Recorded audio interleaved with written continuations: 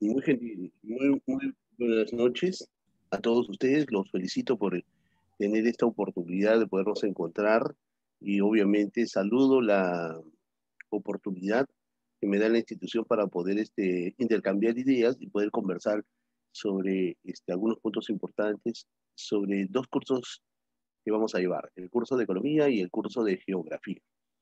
Así que buenas noches a todos. Hoy ya estamos 14 de junio y vamos a empezar a compartir y tengo dos formas de poder hacer la clase y espero que ustedes también ya se dispongan de las diversas formas o preguntas que tienen ahí, ¿no? A ver, vamos a ver un momentito, por favor. A ver, ¿qué pasó acá? Quiero, ¿dónde está esto? Acá. A ver, vamos a empezar aquí. Ok, a ver, empezamos. Fíjate tú, por favor. Vamos a empezar a trabajar y le invito, pues, obviamente, a estar muy pendiente, ¿no? A ver, el curso de economía, el profesor de economía, el profesor Juan José Salazar, se presenta con mucho respeto hacia cada uno de ustedes.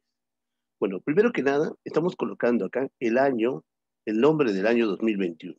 Recuerda tú, por favor, que todos los nombres de cada año se vienen colocando de acuerdo a ciertas coyunturas que atraviesa obviamente nuestro país. Por ejemplo, este año 2021 se llama Año del Bicentenario del Perú, 200 años de independencia. Pero entonces la pregunta está, ¿desde cuándo colocamos el nombre del año? Bueno, esto viene ocurriendo desde 1963, cuando por presidente tenemos en el Perú al arquitecto Fernando Belaúnde Terry. Y él decide, bajo un decreto supremo, ¿correcto?, establecer el nombre a cada año a partir de esa fecha. Dicho sea de paso, en 1963, el nombre del año era Año de la Alfabetización. Y le decía, se ponía el nombre del año por ciertas circunstancias, ¿no? Y así vino el año 1964, donde tenía Año de la Enseñanza Gratuita. Vino el año de 1965, Año del Niño. Y sucesivamente. Ahora, el año 2020 tenía por nombre Año de la Universalización de la Salud. Pero tú te preguntarás, ¿no? ¿Cuál es el contexto de colocar el nombre del año si en realidad se debe enfrentar eh, este, la posesión del título del nombre del año? Por ejemplo, la idea de tener año del bicentenario es tener la identificación nacional de poder celebrar 200 años de independencia, ¿cierto? Pero el año 1920 era el año de la universalización de la salud. Sin embargo, nosotros no teníamos la salud en un prospecto universal. Muchas personas no tenían asegurada la salud. Hay muchos países adelantados, como por ejemplo Italia, donde la salud tiene márgenes de gratuidad y es una obligación tener una salud ahí, ¿no? Los países europeos tienen ese contexto, pero nosotros no. El año 2019 se llamaba Año de la Lucha contra la Corrupción. Sin embargo, pues no hemos hecho nada, creo que por eso. Pero sustancialmente se coloca el nombre de los años por ciertos acontecimientos, ¿no? Ahora, bien está llevar a efecto esta propuesta. Entonces, nosotros tenemos que tener una identificación en el centenario. Esperamos a llegar al 28 de julio para por lo menos sentirnos que somos patriotas, o ya hemos empezado. Bueno, en economía hay mucho por destacar y sin embargo mucho por hacer, ¿no? No siendo economistas netamente, nosotros ya estamos actuando en muchos aspectos de la economía. Tú eres obviamente un mejor administrador de la economía, nuestros padres también, pero no nos hemos dado cuenta. Pero mira, ¿en dónde interviene la economía? La economía es fundamental porque conocer de repente los hechos más trascendentales, ¿cierto? Mira, esto es dar a conocer la economía. Cuando suben los precios de los bienes y servicios en el mercado, nos damos cuenta que sí, realmente hay un incremento de precios. ¿Eso es peligroso? ¿No es peligroso? ¿El dinero nos alcanza? ¿El dinero se está devaluando? Eso es economía. Hace poco nosotros sentíamos que los precios están subiendo y nos preocupábamos y estamos netamente preocupados. Y la economía tiene que ver mucho. ¿Cuáles son las razones de la variación del precio del dólar? Oiga, esto es impactante, ¿cierto?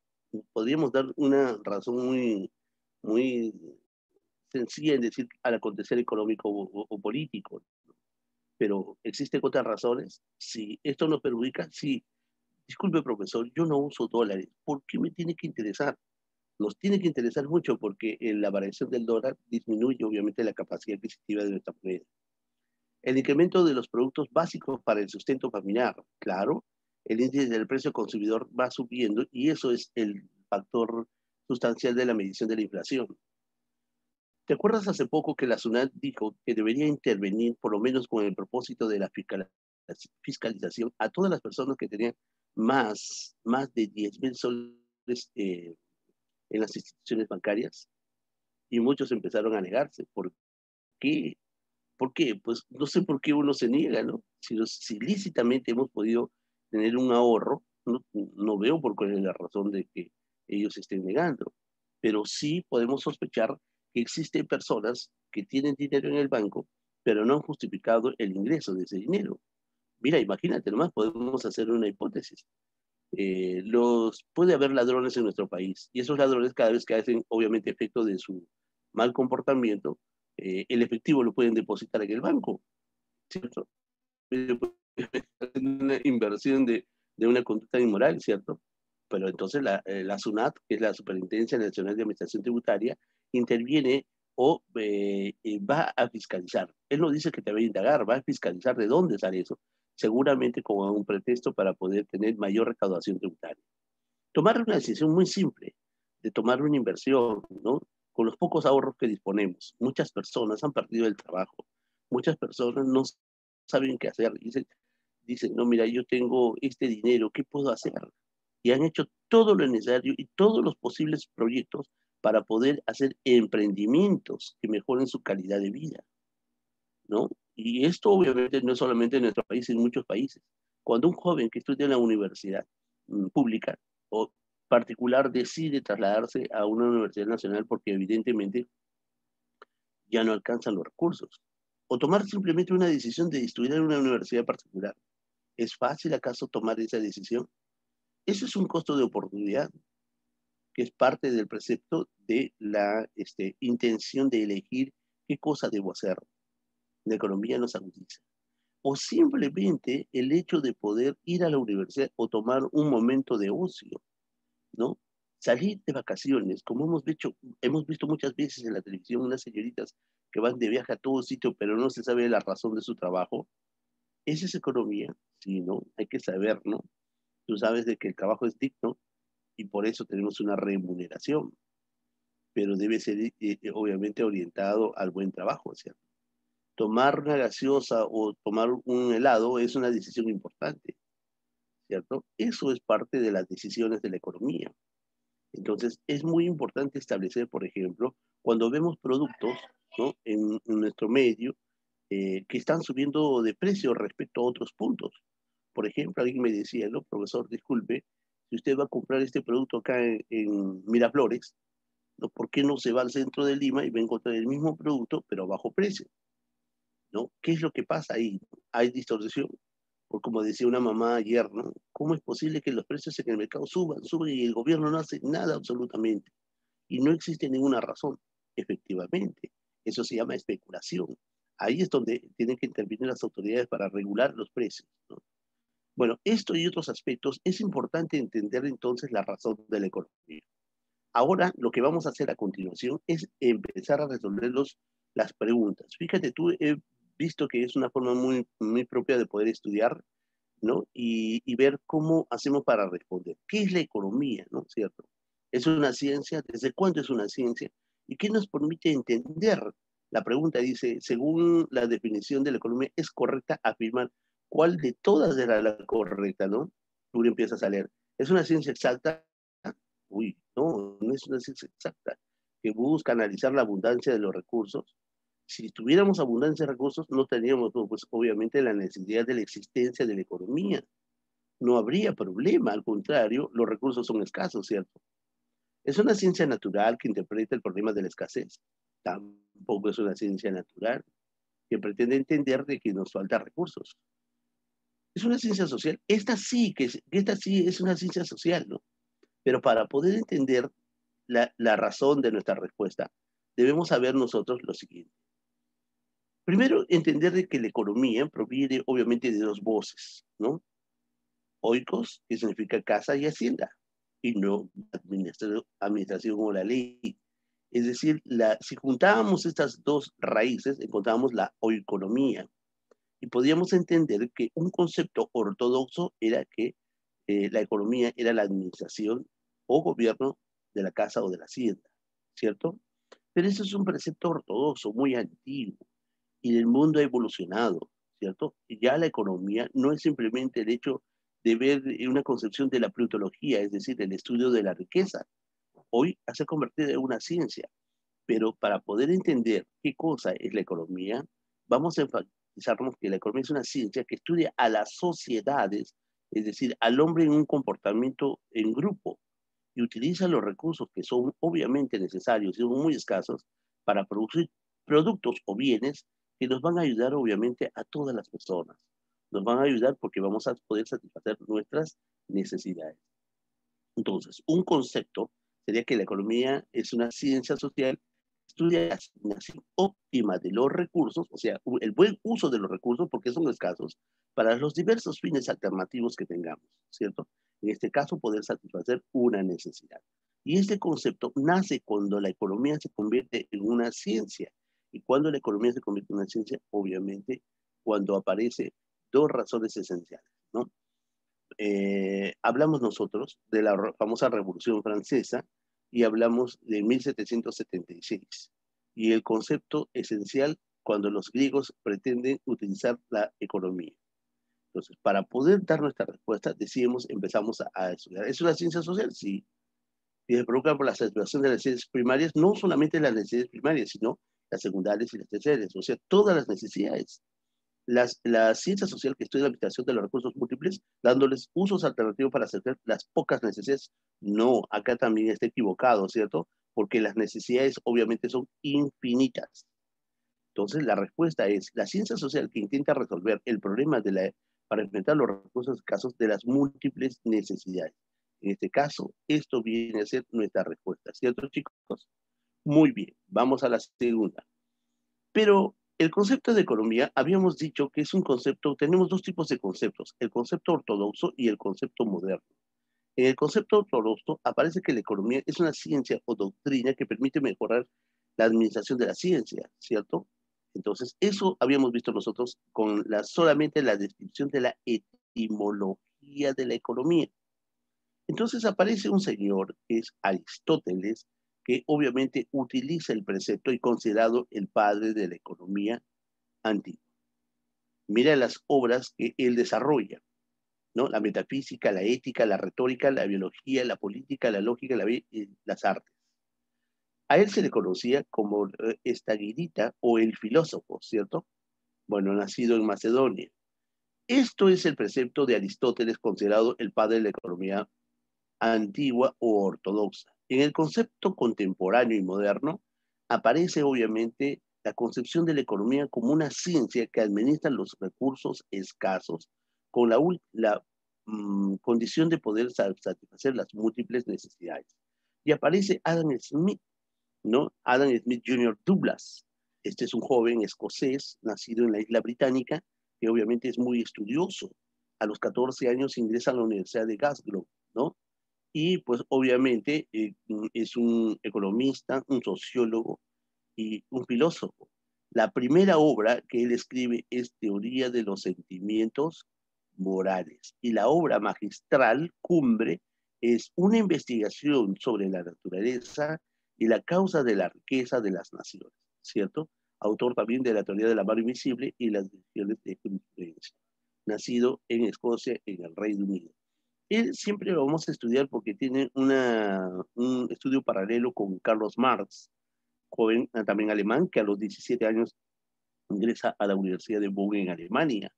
Pero de él tenemos que aprender mucho porque a Carlos Marx recibe los conceptos de Lenin, de Stalin, ¿no? Y él maneja, y tú sabes de que él es el fundador del socialismo, que nace en Francia y en Alemania nace el socialismo científico. ¿no? Apoyado de su discípulo Friedrich Engels. Él escribe una obra llamada El Capital. Pero ¿sabes qué? ¿No? Todos sus pensamientos que tenía sobre el socialismo no es aceptado en Alemania y es deportado 3 veces de Alemania por sus ideas. Y era muy pobre. Y tan pobre fue que murió de sus 4 hijos, 2 murieron de pobreza. Así que Carlos Marx quería investigar sobre el capitalismo porque hace una crítica. Y entonces Carlos Marx se va a Inglaterra y muere en Inglaterra. El padre del socialismo, obviamente, ahora duerme en la cuna del capitalismo, ¿cierto? Fíjate tú, pregunta número 2. ¿Es la aplicación de los principios teóricos de la economía con la finalidad de señalar las medidas más adecuadas para lograr el bienestar social? Muy bien, esto no entendemos bien. Primero tengo que saber qué cosa pasa en un país. Eso es una realidad. En un país puede haber incremento de precios, como lo está ocurriendo. Al aumentar los precios, la gente ya no compra y disminuye el consumo, disminuye la producción, no hay empleo, despedidos todos.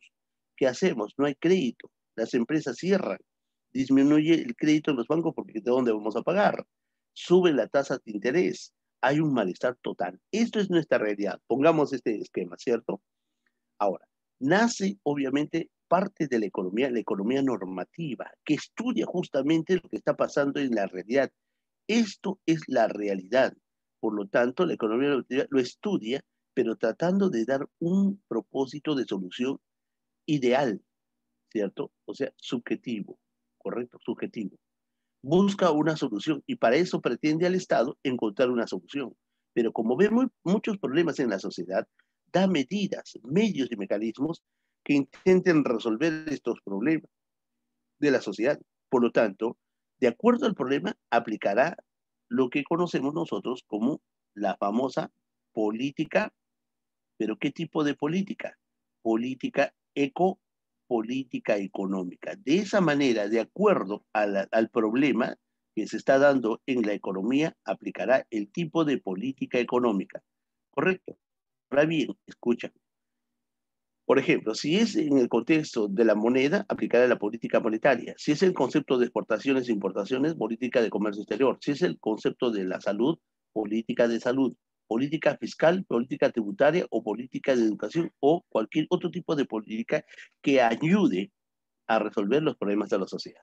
Por lo tanto, en la pregunta dice, la aplicación de los principios teóricos de la economía con la finalidad de diseñar las medidas más adecuadas para lograr el bienestar social es obviamente la política económica aplicada por el Estado con la única finalidad de poder lograr el bienestar social. ¿Correcto? Muy bien, sigamos a ver. Antes de continuar, habíamos dicho que la economía se divide, bueno, presenta una realidad. Obviamente, cuando nosotros hablamos de la economía, hablamos de un país, de una realidad, de una condición social. Esto no solamente puede suceder en el país, puede estar sucediendo en Chile, puede estar sucediendo en Colombia, en Bolivia. Y dicho sea por cierto, en gran parte de América Latina hemos pasado obviamente por estos problemas. Ahora, la economía tiene esto es el problema realmente, ¿no? Entonces, vamos a dividir la economía en 2 conceptos, economía positiva y economía normativa. Los dos van a estar estudiando a la realidad, lo van a estar observando y van a estar analizando, ¿correcto? Entonces, si yo quiero estudiar la economía positiva, es aquella parte de la economía que estudia tal como es, tal como se presenta la realidad. Está observando y mira, ¿correcto? Mira lo que pasa ahí, en esa sociedad. Por lo tanto, lo ves de manera real, en el momento presente, en el momento objetivo, tal como está sucediendo. Entonces, la economía positiva se divide en economía descriptiva. ¿Qué quiere decir? Que los problemas lo tiene que describir, ¿correcto? Entonces, si tiene que describirlo, entonces tiene que cuantificarlos. Va a colocar todos estos problemas en números, ¿correcto? En números. Y para colocar en números se tiene que ayudar de algo, ¿cierto? ¿Cómo, por ejemplo, el Estado puede saber cuántas personas somos en nuestras familias? ¿Cuántas personas estudian? ¿Cuántas personas fueron a la universidad? ¿Cuántas personas están enfermas? Ah, ya soy profesor, entonces haría una cuantificación del acontecimiento de nuestra realidad, sí, a través de acumulación de datos. Y eso se llama censo, ¿cierto? Los censos. Los censos, los estudios, las estadísticas, los histogramas van a ayudar a cuantificar todos los problemas. Y en el Perú está el Instituto Nacional de Estadística e Informática, que ayuda obviamente al análisis, ¿no?, de la cuantificación de la realidad social. Pero esto es respaldado por el Estado. El Estado obviamente le autoriza a esta institución, al Instituto Nacional de Estadística e Informática. Claro que hay otros organismos, otras instituciones privadas, como por ejemplo Datumus, Ipsos, como por ejemplo la Universidad Nacional de Ingeniería, la Universidad de Lima, la Universidad Católica, que hacen, ¿no?, cosa pirata, que hacen estudios para poder definir algún tipo de realidad. Por ejemplo, hace poco en las elecciones salía, ¿no?, la proyección, salía, y las encuestas, ¿no? Pues eso lo hace una empresa, tal igual como lo hace el Instituto Nacional de Estadística, ¿no? Bueno, ahora, estos números nos van a ayudar para clasificar. ¿De qué vale saber, por ejemplo, cuántas personas perdieron el trabajo? ¿De qué vale saber cuántas empresas cerraron? ¿Cuánto bajó el crédito? ¿No? ¿De qué vale eso? Es que hay que clasificar y analizar.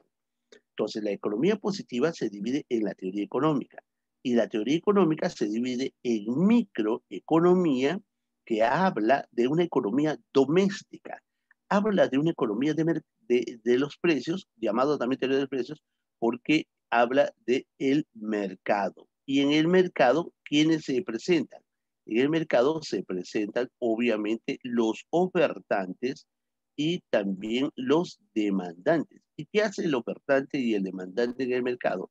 Establecen un precio del producto, ¿no? Por lo tanto, se llama teoría de los precios. Entonces, esta teoría fue respaldada por el inglés Alfred Marshall, estudiado obviamente en una de las universidades más prestigiosas del mundo, ¿no?, que queda en Londres, ¿cierto? Entonces, estamos hablando de la Universidad de Cambridge, ¿no? Entonces, la microeconomía habla de la economía doméstica. Alfred Marshall dice que el problema es de las empresas y de las familias. Por lo tanto, es muy importante estudiar al consumidor. Y gracias a él estudiamos la teoría de las isocuantas, de la elasticidad y la teoría del consumidor, que nos proyectan a utilizar a las empresas el estudio del marketing o del marketing, porque el propósito es estudiar al consumidor, ¿correcto? Pero si hay alguien que se encarga del mercado, de la oferta y de la demanda, entonces debe haber alguien que se encargue de los valores agregados. Es de lo que pasa en todo el país, y eso lo utiliza John Maynard Keynes, ¿correcto? John Maynard Keynes también es británico y obviamente un profesor principal de la Universidad de Cambridge, ¿correcto? Ahora, les quiero decir y manifestar, este señor, este economista es muy importante, porque él fue elegido como el máximo representante de la corona británica en aspectos económicos, y fue llamado cuando terminó la Primera Guerra Mundial para establecer el Tratado de Versalles que debería cumplir Alemania, ¿no? Aunque Keynes dijo que Alemania jamás iba a cumplir, entonces evidentemente fue así. Gracias a lo que no cumplió Alemania se produjo la Segunda Guerra Mundial. Pero ¿quién perdió la Primera Guerra Mundial? Alemania. ¿Quién originó la Segunda Guerra Mundial? Alemania. ¿Quién perdió la Segunda Guerra Mundial? Alemania. Pero pese a ser de que Alemania se haya subdividido en 1991, ¿cierto? Pese a que haya pasado, obviamente, dos guerras y haya perdido, pese a que toda su sociedad haya estado pues muy deprimida, fíjate lo que es Alemania el día de hoy, ¿no? Es un país totalmente moderno, ¿no? Entonces, mira, nosotros no hemos pasado por ni una guerra mundial y aún no salimos, ¿cierto? Bueno, hasta el momento lo único que hemos hecho es observar la realidad, es clasificarlo, es analizarlo y clasificarlo, nada más. Pero quien orientará a la solución es la economía normativa, como ya hemos dicho, tal como debe ser. Es decir, mira lo que pasa en la realidad y pretende dar una solución a futuro. O sea, es algo idealista, subjetivo. Por lo tanto, busca la solución con el Estado. Y el Estado aplicará, obviamente, como ya hemos dicho, la famosa política económica, dependiendo, obviamente, del problema, aplicará un medio o un mecanismo que ayude a solucionar los problemas de la sociedad. Estos problemas va a depender aplicando el tipo de política para resolver. ¿Ok? Con esto, chicos, hemos aprendido la división de la economía y hemos aprendido en su contexto muchas cosas. ¿Ok? Vamos a la tercera pregunta. La tercera pregunta, ¿no? Dice así, determine si es falso o ¿verdad? Oiga, no olvide este concepto. La teoría económica se ve en micro y en macroeconómica, ¿no? En teoría microeconómica y macroeconomía. Teoría de los precios, doméstica y teoría de los valores agregados, ¿correcto? A ver, empecemos. La microeconomía estudia las decisiones de los agentes a nivel particular, sí, ¿no? Verdadero, a nivel individual. La macroeconomía es usada comúnmente por los gobiernos para dirigir las políticas. Sí, efectivamente, ¿no? La macroeconomía es de todo el país. La micro solamente los agentes económicos, ya que es la empresa y el Estado.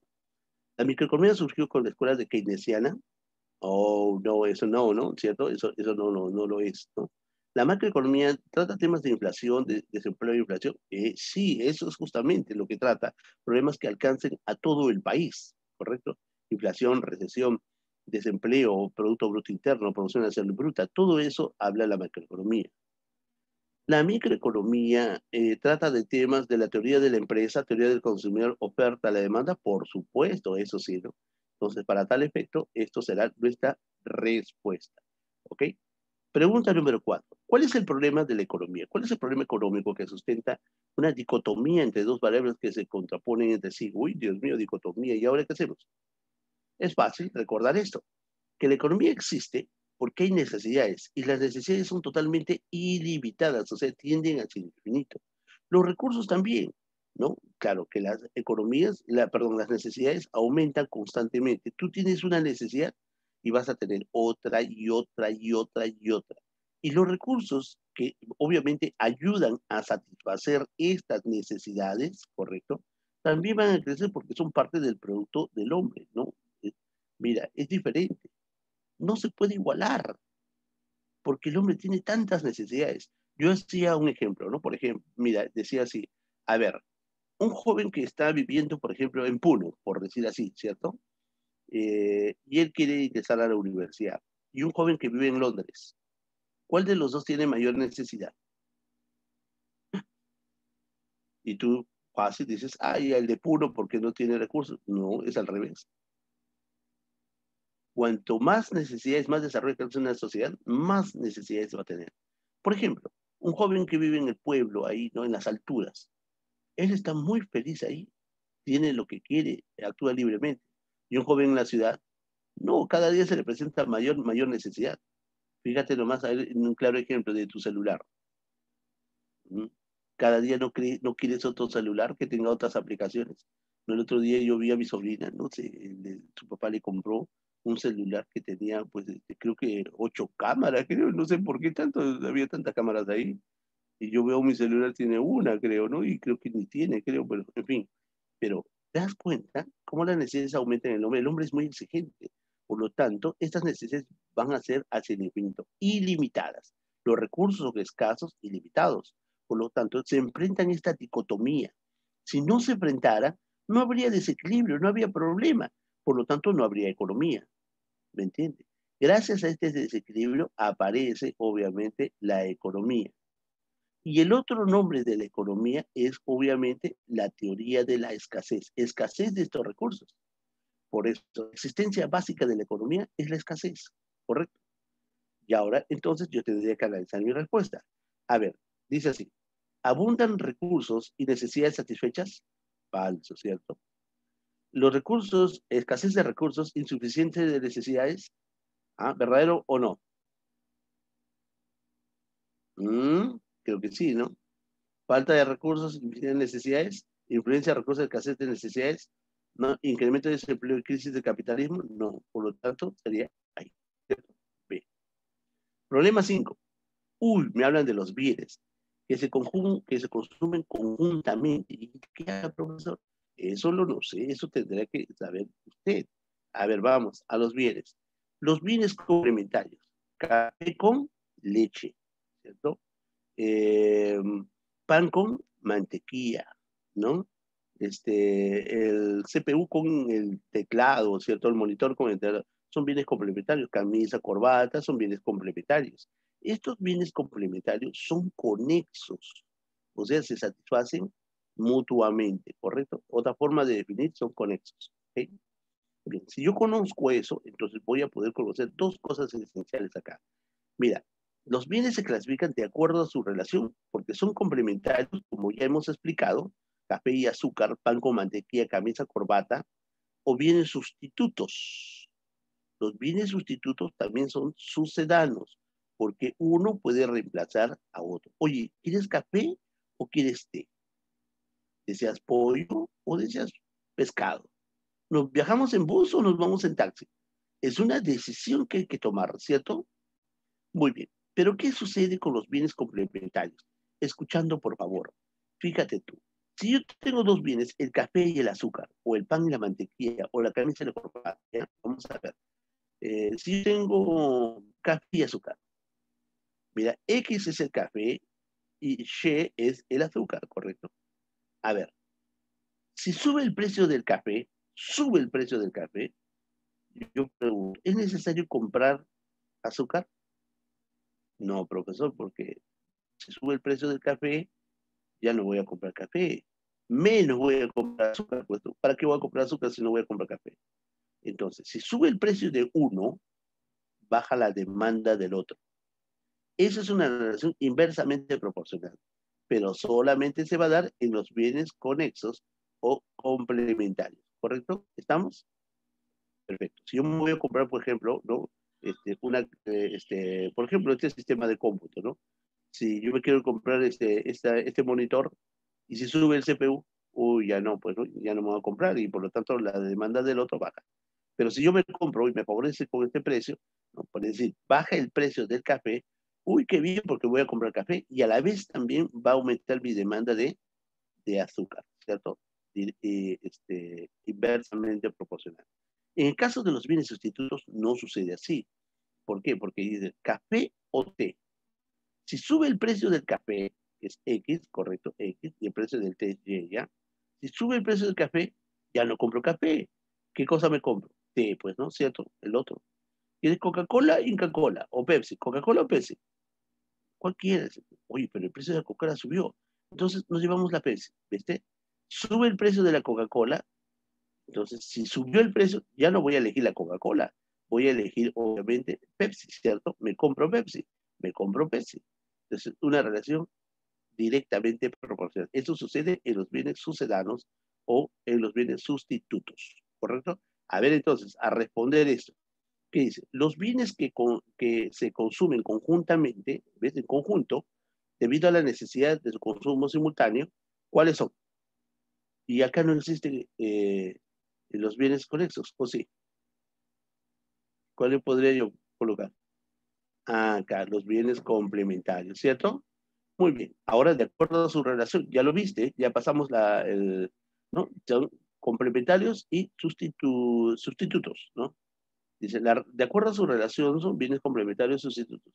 Y no hay complementarios y sustitutos, pero yo sé que complementarios, ¿cómo se llaman? Conexos, ya, y sustitutos, sus dedados, ¿cierto? Ya está, esta es la respuesta. Perfecto. Sigamos acá. A ver, pregunta 7.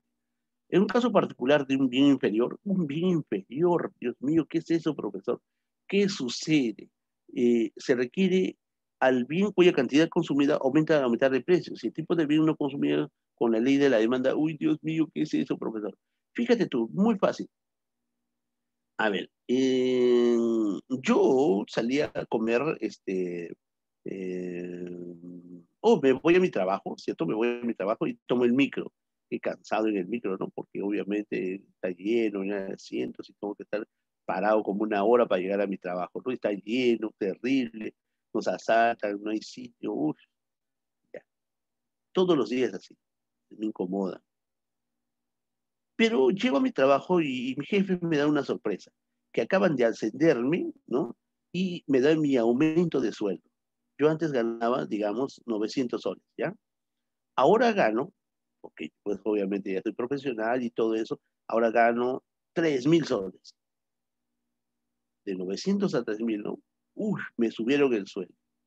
Entonces salgo de mi casa al día siguiente, ya no voy a tomar el micro o el microbús porque pues voy mal, ¿no?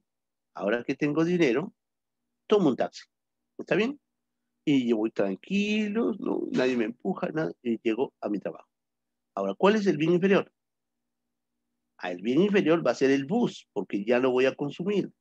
debido a que me aumentaron el sueldo, ¿cierto?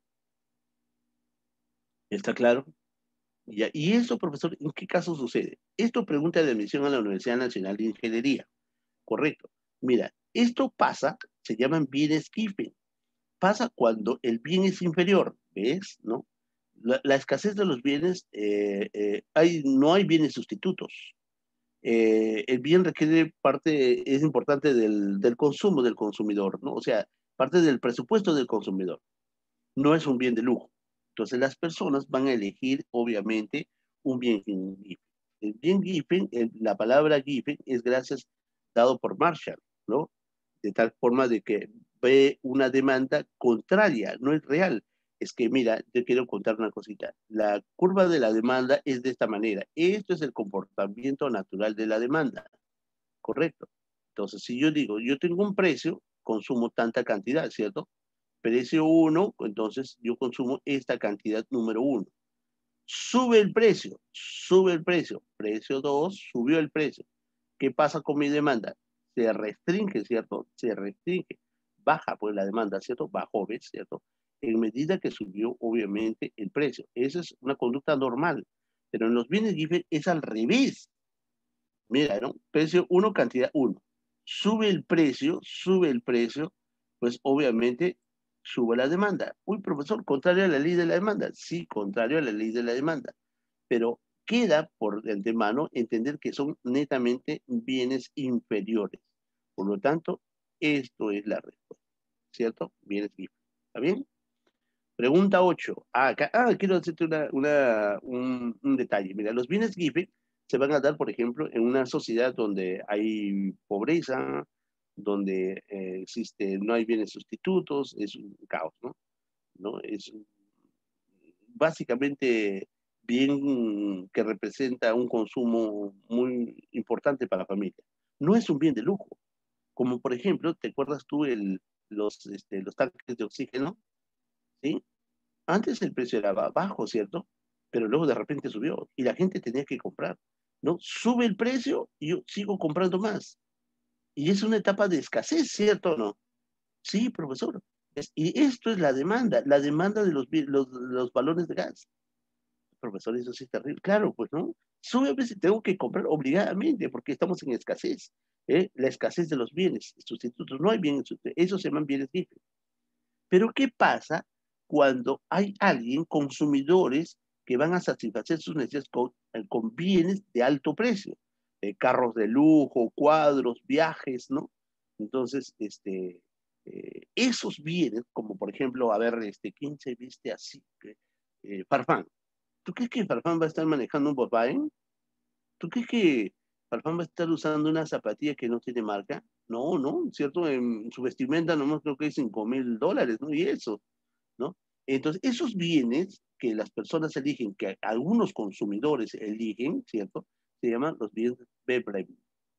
¿Y quién es Veblen? Es un economista, Thorsten Veblen, que obviamente destacó por resaltar este tipo de consumos. Hay gente que exagera en su consumo, ¿cierto? Uno puede usar ropa que no tenga marca, no son exclusivos, producciones exclusivas incluso, ¿no? Bien, esa es la diferencia. 8. Sí es cierto que todo bien económico tiene un valor de uso. Mira, y todo lo que tiene valor de uso es un bien económico. Un ejemplo de ello es, ya. A ver, acá lo que estamos haciendo es entender, mira, fíjate por favor, que el hombre produce bienes y eso tiene obviamente un valor de cambio, ¿no? Y acá quiero decirte, estos son bienes libres y estos son bienes económicos. Todo bien, el bien libre abunda en la naturaleza, ¿cierto? Por eso todo bien tiene un valor y el bien económico lo produce el hombre. Entonces, todo bien tiene un valor, ¿correcto? Pero el bien de la naturaleza no tiene valor de cambio, es decir, no tiene precio, no hay precio, ¿correcto? Yo no puedo comprar, por ejemplo, ¿cuánto será el precio, por ejemplo, de las olas del mar, de los vientos, de los peces, de las estrellas, de los rayos, de la atmósfera? Eso no tienen valor de cambio, o sea, no tienen precio, ¿correcto? Acá dice, no tienen precio, pero sí sirven para algo. Todo bien sirve para algo. Por eso hubo una pregunta de examen de admisión. ¿Cuál es la característica fundamental de los bienes? te decían de libres o económicos, bienes nada más. La característica fundamental de los bienes es su grado de utilidad, es decir, su grado de o su valor de uso. Todo bien sirve para algo, pero los bienes económicos que han sido fabricados por el hombre tienen valor de cambio, es decir, tienen precio. ¿Y cuáles son los bienes económicos, profesor? Por ejemplo, un carro lo fabricó el hombre, una casa, el piano, el celular, todos tienen precio, ¿cierto o no? Claro que sí, pero los bienes naturales no tienen precio. A eso se refiere. Por lo tanto, acá dice, si es cierto que todo bien económico tiene valor de uso, hasta ahí también todos los bienes tienen valor. No todo lo que tiene valor de uso, claro, es un bien económico. Claro, un ejemplo de esto, ¿cuál sería? El aire, ¿cierto? El aire natural. No tiene, ¿sí?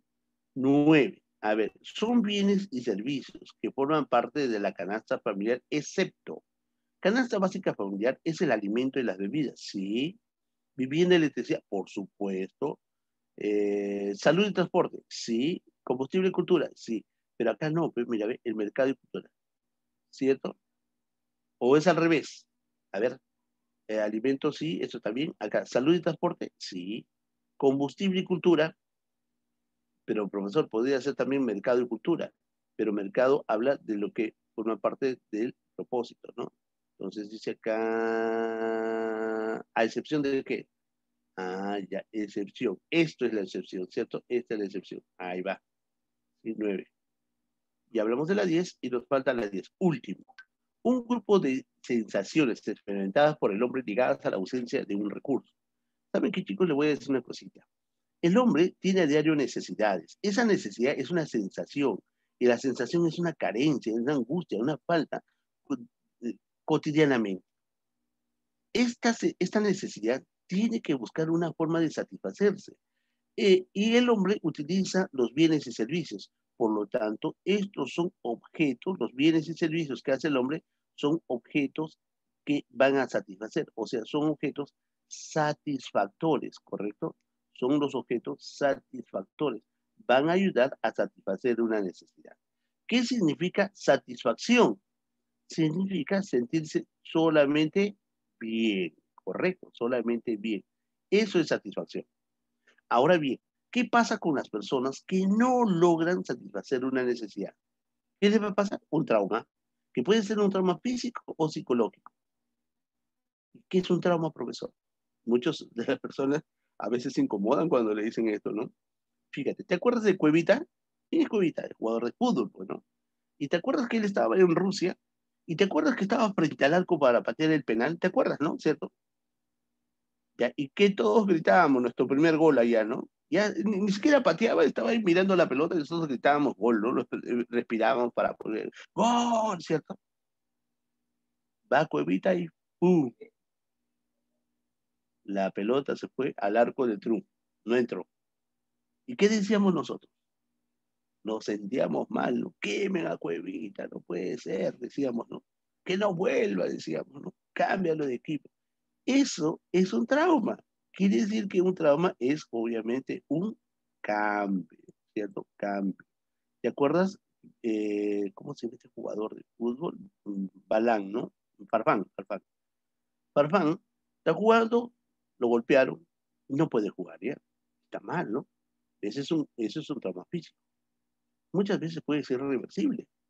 Es un cambio psicológico también. Hoy día vi en la televisión, ¿no? Había un joven que quería tirarse del puente, por alguna razón puede ser, ¿cierto? Es un trauma psicológico.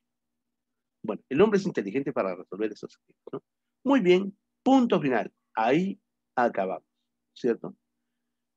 Eso es en el propósito de poder saber sobre lo que pasa en economía. ¿Está bien, chicos? Bien, a ver, permítame hacer una pregunta con todo respeto, por favor. Muy rápido, muy lento. No sé, a ver qué opina, no sé, quién me puede ayudar. Pues, a ver, no sé, a ver, Profesor, hola, Rosemary, ¿me sí, escucha? sí, te escucho, Rosemary, qué bien, qué gustoso, buenas noches, tengo usted. Yo creo que está yendo muy bien, aunque creo que me falta a mí practicar. Sí. Ah, ya, ok.